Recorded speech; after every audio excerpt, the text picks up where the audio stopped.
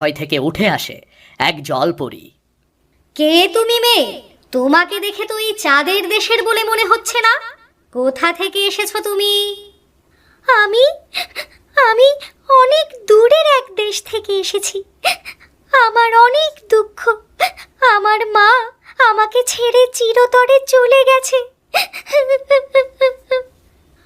আহারে, তাহলে তো তোমার সত্যিই অনেক দুঃখ। কিন্তু আমাদের এই চাঁদের দেশে তুমি কিভাবে এলে? এখানে তো খুব সহজে কেউ আসতে পারে না।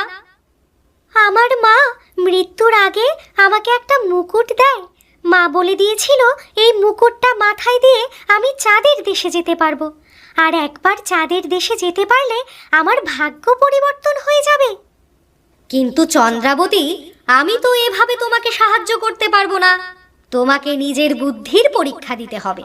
যদি পরীক্ষা দিয়ে আমার মন জয় করতে পারো, তাহলেই আমি তোমাকে সাহায্য করব। বলো জলপরি, কি করতে হবে আমাকে? আমি আমার বুদ্ধির পরীক্ষা দিতে প্রস্তুত আছি। এখান থেকে সোজা পূর্ব দিকে হেঁটে চলে যাও। সেখানে একটা গুহা দেখতে পাবে। ওই গুহার ভেতরে একটা বাক্স আছে, আর ওই বাক্সে আছে একটা মুক্তার মালা। তুমি যদি অক্ষত অবস্থায় ওই মুক্তার মালাটা আমাকে এনে দিতে পারো, তাহলেই বুঝতে পারবো তোমার বুদ্ধি আছে। আমি রাজি জলপরি। আমি এক্ষুনি তোমার কথা মতো পূর্ব দিকের ওই গুহায় যাব। সাবধান, তুমি ওই গুহায় নানা বিপদে পড়তে পারো। শুধু বুদ্ধি করেই তোমাকে ওই বিপদ থেকে নিজেকে বাঁচাতে হবে।